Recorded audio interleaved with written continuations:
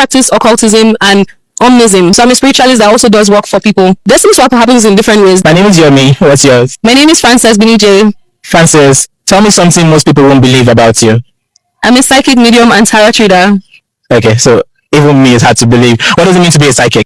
To be a psychic means that you have one of the clairs and that you're using your psychic abilities to either give people messages about the future or insights about the past. What do you mean by one of the clairs? You're going to educate me a lot in this conversation. Okay, so there are different psychic abilities. Clairvoyance is clear seeing, when you see visions, or people that say, oh, I saw something about you. That's clairvoyance. Then clairaudience is clear hearing, people that hear voices or sounds in their ears. Okay. Then claircognizance is clear knowing. You don't know how you know, you just know.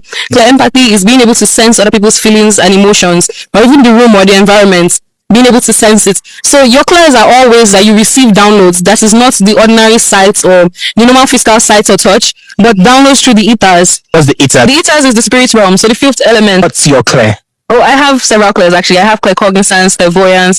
I'm also clairaudience, and I also have clairtangency. So what are some things within this realm of understanding that you can educate me and the audience about? Many things. A lot of Africans are spiritually gifted. A lot of us, we have gut feelings. We have the spirit of discernment. My scholar, it's my spirit of discernment that told me I should do this or I should do that.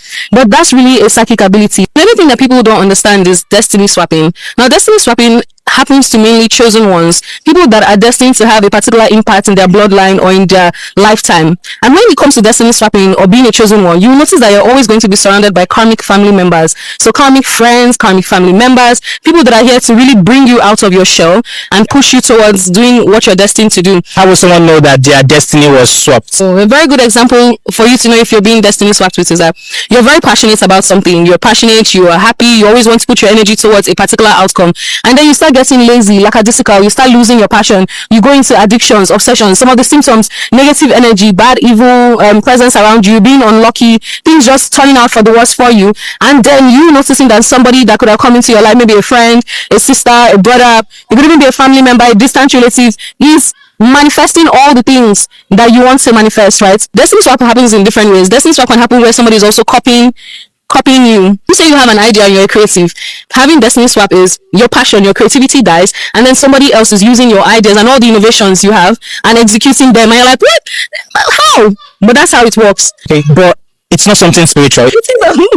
So that's why I said destiny swapping is in two forms. Destiny swapping is in the form where it's psychological. Then there's the people that do it forcefully using black magic, either by taking a person's personal item, your underwear, your hair, your tool, things that are intimate to yourself and have your identity. The good thing about destiny swaps is that it's reversible.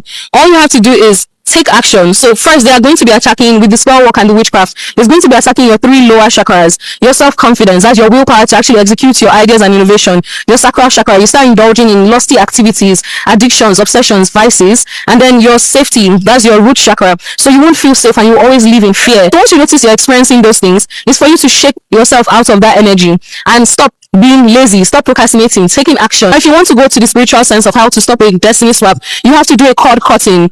Because when somebody destiny swaps with you, is your cord in your navel. There is an energetic cord that exists inside of your navel, and when there's a destiny swap, the person is using that cord and attaching it to their own cord, so it just pulls your life force energy. So the best way to cut this person off is by doing a cord cutting ritual. I practice occultism and omnism. In occultism, to do a cord cutting, you just need to get some certain tools and then maybe give it to a professional to do it. But like somebody that has multiple friends, how will I know it is this particular person that is destiny swapping with me or with the person knowing me? You will sense it. You will somewhat sense the agitation around this person. What exactly is your religion? What's occultism and omnism? So omnism is the belief that every individual is allowed to believe whatever they choose to believe. Okay. That religion is a part of our psychology as human beings, so we don't have to force our beliefs down anybody's throat. And then me practicing occultism is the occultic practices, the spell work. I do divination, which is tarot reading, prediction of the future, which is a form of divination. I do divination, I do spell work, and candle magic. So I'm a spiritualist that also does work for people. As an omnist, I work with different entities. But I mainly work, especially when I'm channeling, I mainly work with high vibrational entities or benevolent spirits of the highest white light. And sometimes protective work, I might work with lower vibrational entities because they are able to provide protection. So as an occultic person, if you don't mind me calling you an occultic person, what's your take on life after death? I subscribe to the Egyptian belief of Ma'at, the principle of Ma'at. I believe that at the end of life, we get to meet Anubis at the gates. And if your heart is as light as a feather, the scale of justice is weighed. If your heart is free of contempt, negativity, wickedness, wickedness, envy, jealousy, your heart is as light as a feather, then you get to enter into the gates of heaven being led by Anubis. But if your heart is low, and if your heart is heavier than the weight of a feather, you get to, reincarnate on the planet. Oh, so there is no hell. No, I don't believe in heaven or hell. But you just said if your heart is as light as a feather, you enter heaven. What criteria is heaven? Heaven, to me, in this context, in which I put it, is not reincarnating as a low vibrational entity anymore, like maybe a human being or a tree or a plant or a butterfly or a bird. Instead, you reincarnate into this planet as maybe a deity. So someone that wants to get spiritual awakening, what are the first few steps I need to take? Self-discovery. The first step of your spiritual awakening journey is always self-discovery. 3 tools I always recommend: numerology, finding out your life path number, your soul urge number, your soul expression number, using your natal chart, that's astrology, to discover who you really are. Look at your north node, so it gives you a clear sense of direction on what you're supposed to be doing in life. Then you can also tap into your Akashic record, but not everybody has access to that, so you might need to work with a spiritual teacher to help you with your Akashic records. This was a very interesting conversation. Thank you for sharing your story. This is for you. Seriously, yay, I got somebody. Thank you for having me.